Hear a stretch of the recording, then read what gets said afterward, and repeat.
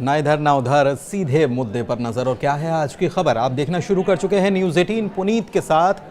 Moscow से खबर आई और जो हैरान भी करती है, चिंतित भी करती है, क्योंकि मॉस्को में रूसी राष्ट्रपति व्लादिमीर पुतिन के काफिले की कार में धमाका हुआ है। जी हां, कार में हो गया है ब्लास्ट और ये धमाका खुफिया एजेंसी FSB के मुख्यालय के बाहर ही हुआ है। ये एक लग्जरी लिमुजिन कार थी जिसके बारे में बताया जाता है कि ये उनके काफिले में ही शामिल होती है। किसके काफिले में? पुतिन के काफिले में। रिपोर्ट्स के मुताबिक कार के इंजन में आग लगी थी और फिर वो अंदर फैल गई। ऐसा कैसे हो गया?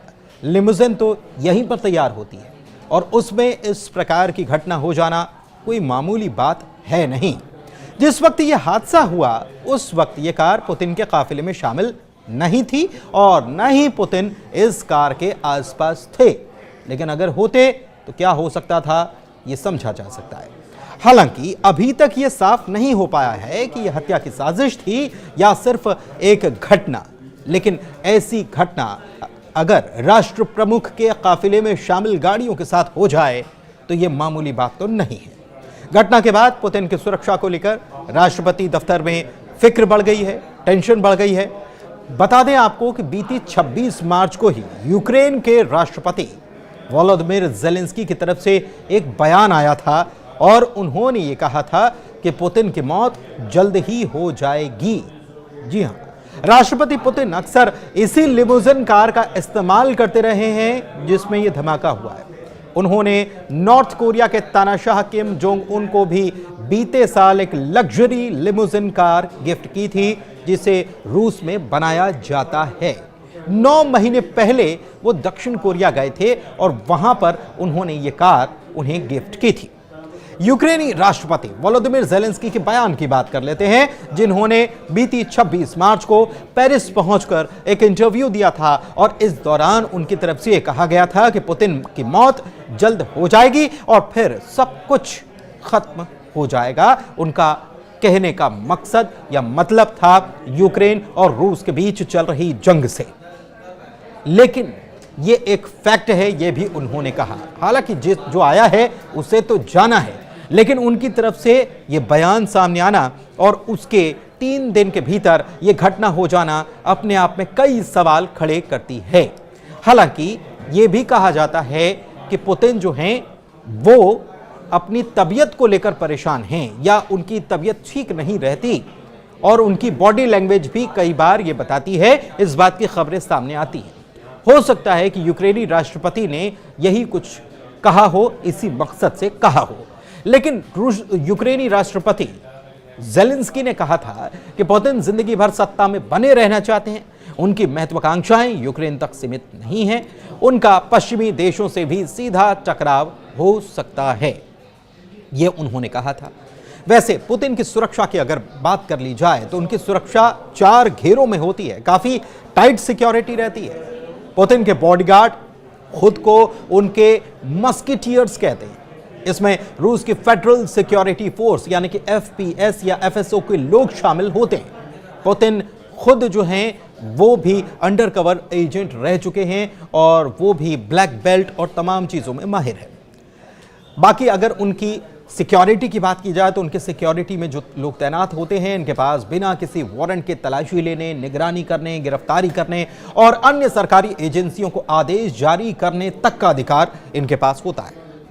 सड़क पर पुतिन एक हथियारों से लैस कॉन्वॉय यानी कि काफिले के साथ चलते हैं, जिसमें AK-47 टैंक रोधी grenade launcher, portable anti aircraft मिसाइलें और तमाम सिक्योरिटी की चीजें शामिल होती हैं, जिसका शायद कहीं जिक्र भी ना मिलता हो।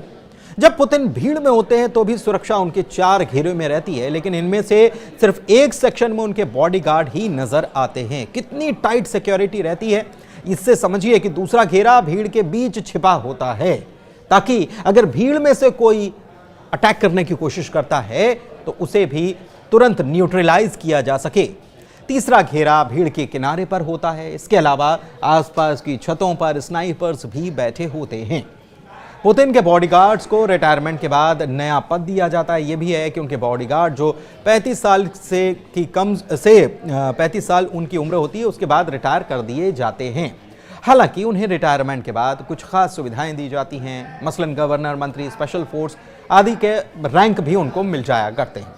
रिपोर्ट ये बताती है कि पुतिन के खाने को टेस्ट भी किया जाता है, पहले चखा जाता है ताकि कहीं जहर देने की कोई गुंजाइश न रह जाए, क्योंकि अक्सर ऐसा होता है कि जो बड़े नेता होते हैं उनके साथ इस प्रकार की घटनाएं अंजाम देने की कोशिश रहती है। तो ऐसे में सवाल ये है कि ये जो धमाका हुआ है आखिर इसके पीछे कौन है? क्या एक ये सामान्य सी घटना है या फिर इसके पीछे कोई साजिश काम कर रही है? इसे इसलिए भी जोड़ा जा रहा है क्योंकि हाल ही में यूक्रेन के राष्ट्रपति वोलोदिमीर ज़ेलेंस्की की तरफ से ये बयान सामने आया था और इस बयान के 3 दिन के भीतर इस प्रकार की घटना हो जाना सवाल खड़े करती है। लेकिन इसके पहले भी, जैसा कि हम आपको बता रहे हैं कि इसके पहले भी पुतिन के स्वास्थ्य को लेकर तमाम तरीके की बातें, ये कह लीजिए कि अफवाहें सामने आती रही हैं, चाहे उनके हाथ के काम करने की बात हो या फिर उनके चेहरे के हाव भाव की बात हो। ये कहा जाता रहा है कि उनको कई सारी बीमारियां हैं, अल्जाइमर जैसी बीमारी के बारे में भी कहा जाता है कि उनको अल्जाइमर यानी कि भूलने तक की बीमारी हो रही है। लेकिन इस बीच ये घटना हो जाना अपने आप में चिंता की बात है। बता दें आपको कि हाल में यूक्रेन और रूस के बीच में जो युद्ध चल रहा है इसकी शांति के लिए लगातार प्रयास किए जा रहे हैं। अमेरिका इसमें प्रयास कर रहा है और मध्यस्थता भी कर रहा है, जिसको लेकर मीटिंग जो है वो सऊदी अरब में चल रही है।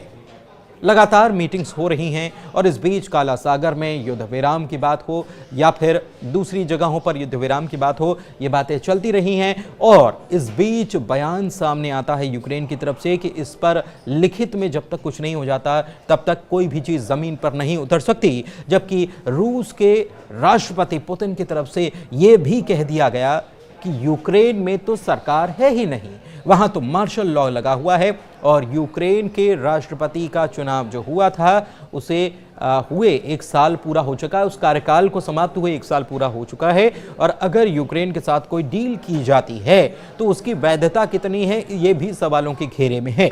इसीलिए पुतिन की तरफ से ये कहा गया कि यूएन की देखरेख में पहले यूक्रेन में एक सरकार स्थापित की जाए, ताकि अगर अभी की स्थिति में हम कोई डील साइन कर लेते हैं तो हो सकता है कि आने वाली सरकार उसके ऊपर सवाल खड़े कर दे और उस डील का कोई महत्व नहीं रह जाएगा।